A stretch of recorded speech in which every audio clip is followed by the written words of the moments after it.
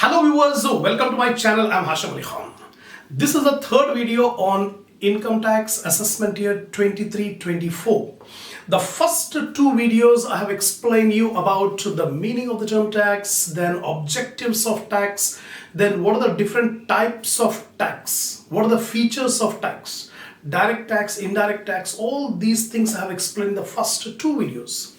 Now, if you have not watched those videos, I suggest you go to the playlist of my channel. Select the subject income tax for the assessment year 23-24. Watch the first two videos. Be perfect about the concept.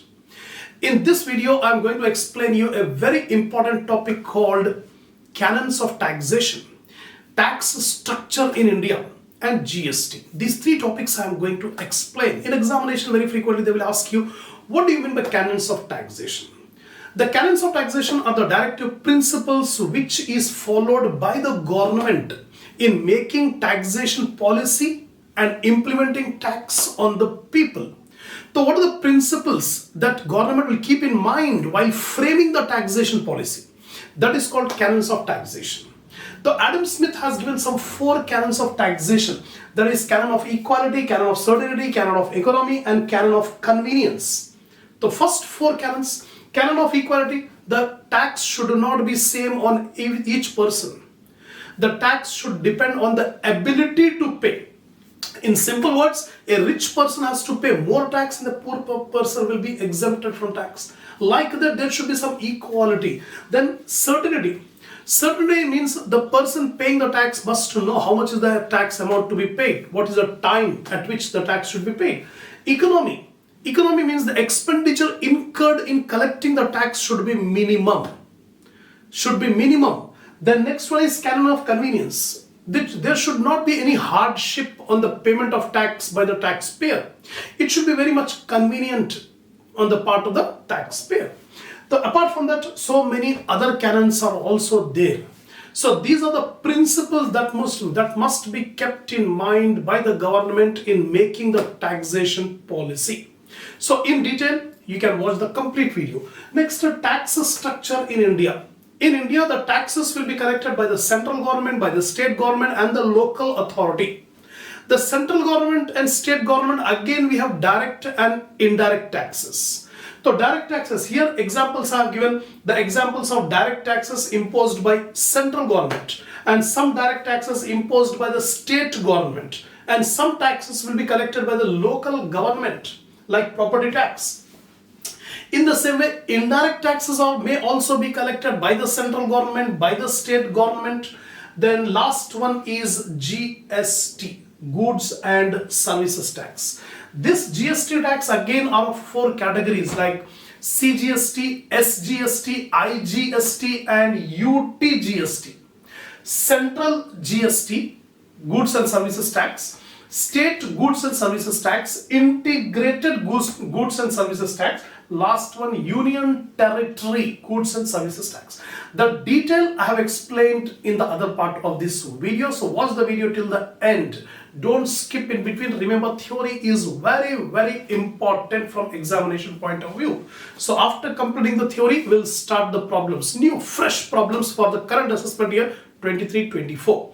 And this theory is not different from what I have uploaded for the last year 22-23. So if on the board, if the assessment year 22-23 is given, just ignore the content, remember the content, remember the theory. That's it. Hello viewers, welcome to my channel. I'm Hasham. This is the third video on income tax. Already 2 videos I have uploaded. The first video on the meaning of tax, the characteristic features of tax, objectives of tax, types of taxes. Second video I have explained you about direct and indirect taxes. What are the merits, demerits and differences. In this video, I am going to explain you 3 topics. The first topic is Canon of Taxation. What do you mean by Canon of Taxation and what are the different canons? Then secondly, at the tax structure in India, and lastly GST. So these 3 topics I'm going to explain you, and this question will also be asked in examination in theory. Explain what are the canons of taxation, or explain briefly the GST, like that. So before going further, take the screenshot of the points which I have given on the board, then I'll explain every point in detail.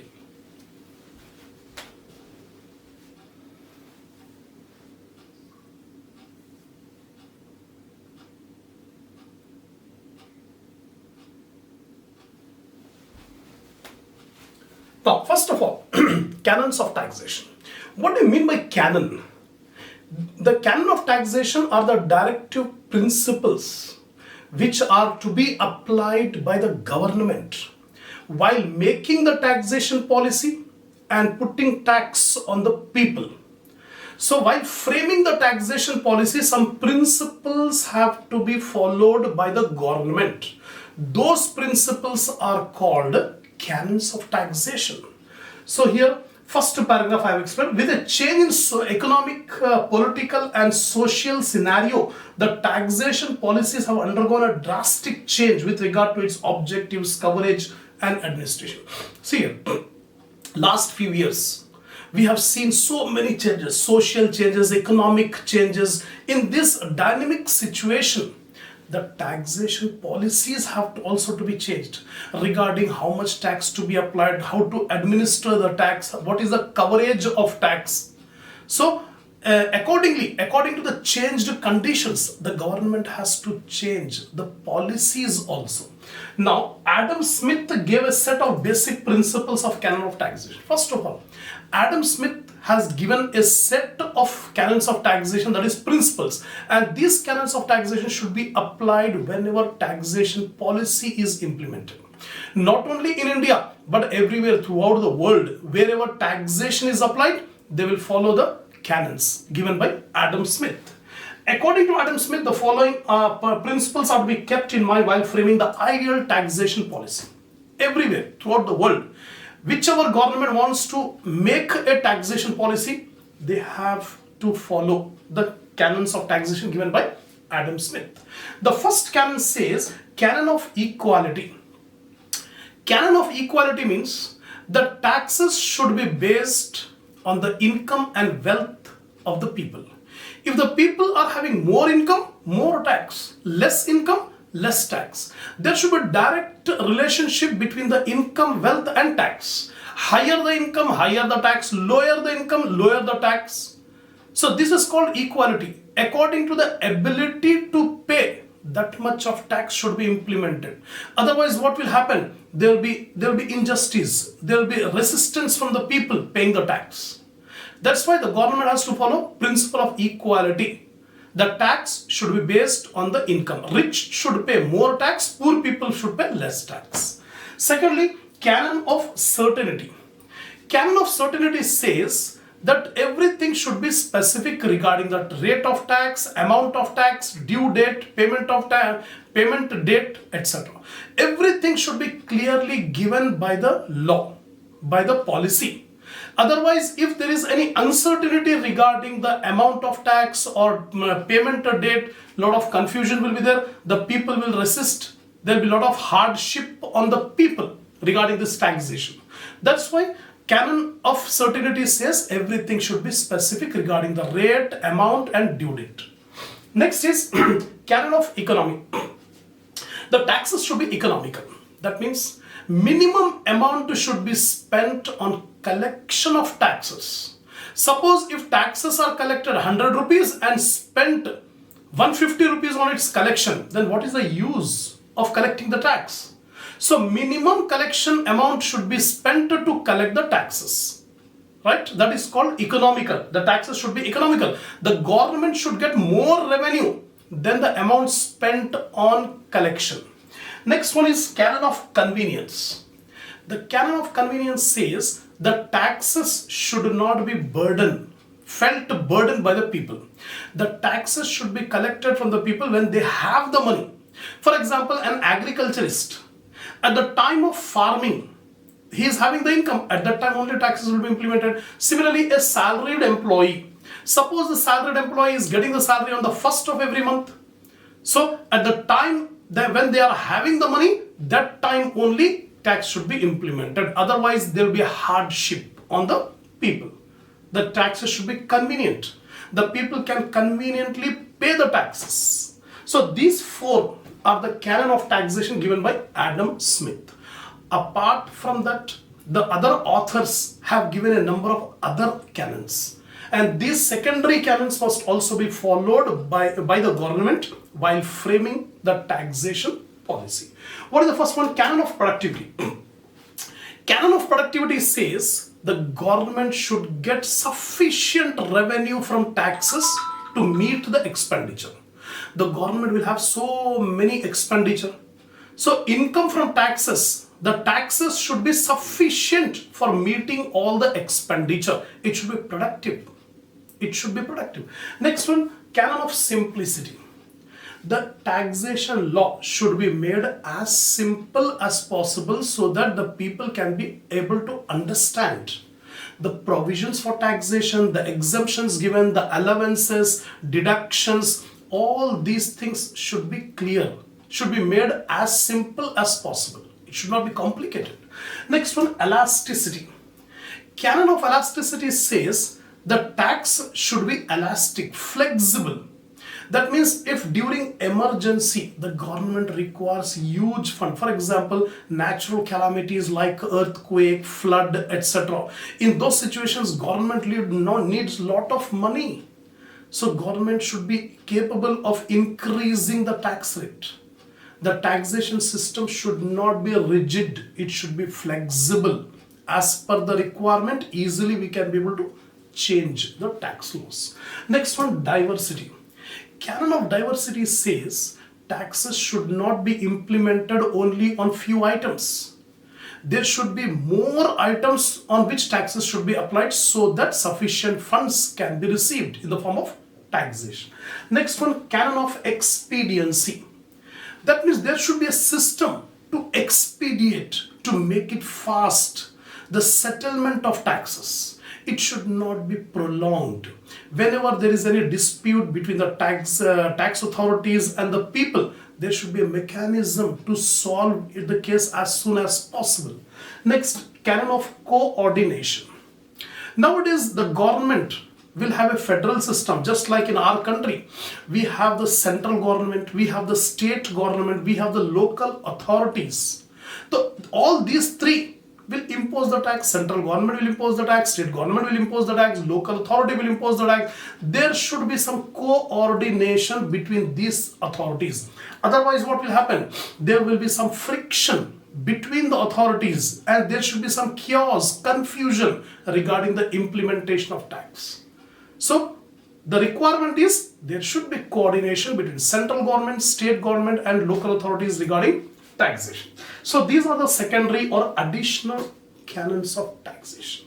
So what I have explained, first the canon of taxation given by Adam Smith. These are the basic, that is equality, certainty and economy and convenience. Secondly, these six are the other canons.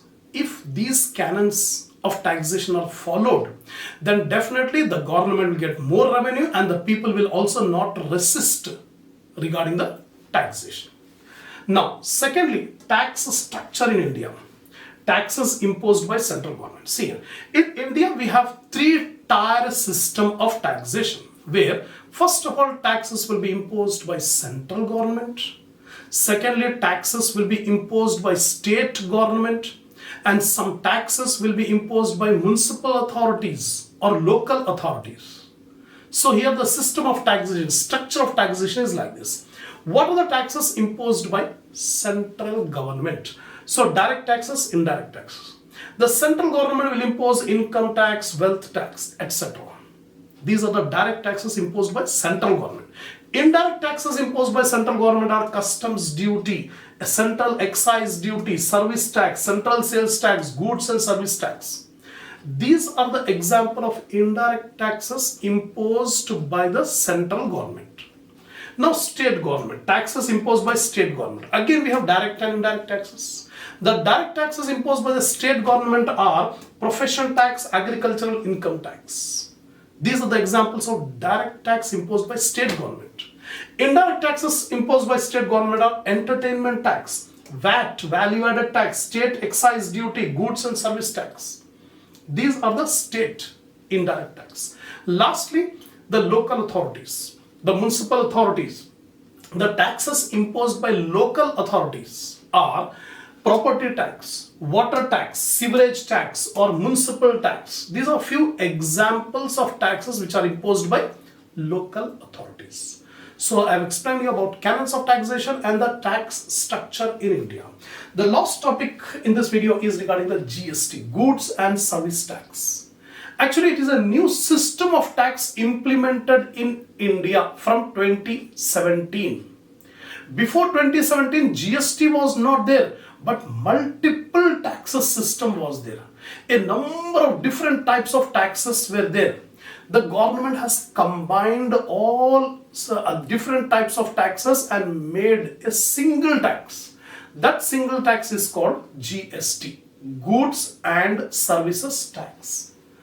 So actually, the act was passed in the parliament. Regarding GST, the act was passed in the parliament on 29th March 2017.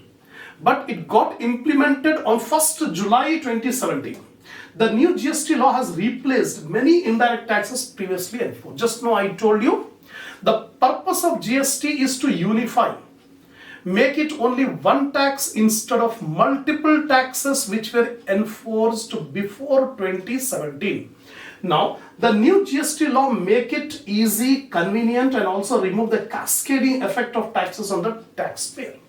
The main objective, aim of passing the GST is the tax should be more convenient. More convenient for the people to pay the tax, to understand the tax, and the government can also be easily, conveniently collect the tax, and to remove the cascading effect of tax on the taxpayer. What is the cascading effect? The cascading effect is tax on tax. When there is a multiple chain in distribution, the taxes are getting accumulated, then there will be a big burden on the hands of taxpayers, because multiple taxes are there. At every stage, taxes are imposed. So to remove that cascading effect, this GST has been implemented, and it will benefit the taxpayer because they don't have a cascading effect. Now, the GST law will govern the transactions of supply of goods and services. Actually, on what this GST will be applied? On the supply of goods or services. Whenever there is a supply, there is a purchase and sale of goods, or supply of services and receiving the services, there is GST. Now, the GST is a multi-stage taxation system throughout the supply chain. See here, goods are produced by the producer, but goods are consumed by the people. So there is a multiple multiple stages in the chain of distribution from producer to consumer. So this GST law will explain how taxes will be implemented throughout the chain of distribution. Now in India, GST has been divided into 5 slabs. So presently, the GST Act has given 5 slab rates of tax. The 5 slab rates are 0%, 5%, 12%, 18% and 28%. On different items, different rates of tax will be applied. Components of GST. A student must know what are the different types of GSTs are there. CGST, Central GST, or Central Goods and Service Tax. SGST, State Goods and Service Tax, SGST. So here CGST, Central, SGST, State, IGST, Integrated Goods and Services Tax. Integrated means combined. Lastly, UT, GST, Union Territory. In India, we have states and also we have union territories. So on union territories, GST will be applied. So these are the different components of GST presently in India. Now, transactions governing GST. On which transaction, which GST will be applied? Either CGST or SGST or IGST or UGST. When supply of goods and services are within the state, then the tax revenue are shared equally by central and state government by levying CGST and SGST. If the goods and services are within the country, within the state, If the goods are produced and supplied within the state, then both tax will be applied. CGST as well as the complete tax collection will be shared by state government as well as central government. Secondly, when supply of goods and services are interstate, means different states, then the tax revenue are collected by central government by levying IGST. So, if there is a transaction between different state, one state to another state, there is supply transaction. In that supply transaction, IGST will be applied. Integrated GST will be applied by the central government. And it will be shared between central and state government on the basis of recommendation of GST. GST Council. In India, the GST will be administered by GST Council. The GST Council will decide how much will be the share of central government and what is the share of the state government in IGST. That's all. So these three topics I have explained in this video: canon of taxation, tax structure, and GST. So inshallah we'll continue the next topic in the next video.